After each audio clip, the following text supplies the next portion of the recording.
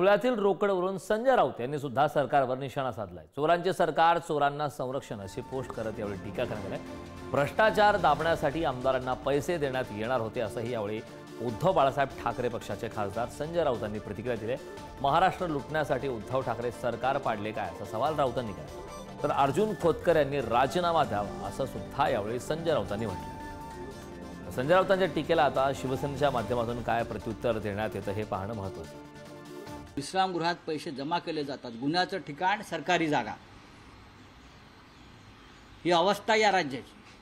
काय करतात गृहमंत्री देवेंद्र फडणवीस? त्यांच्या गृह खात्याच्या अंतर्गतच लाचलुचपत प्रतिबंधक विभाग आहे ना, लाचलुचपत प्रतिबंधक। मग हे लाचलुचपत प्रतिबंधक फक्त तुमच्या राजकीय विरोधकांसाठी वापरणार? इतरांचं काय? अर्जुन खोतकराचं काय? अटक करताय? अटक करा, गुन्हा दाखल करा। जर तुम्ही खरे असाल, सच्चे असाल, तर या प्रकरणात गुन्हा दाखल होणं गरजेचं आहे।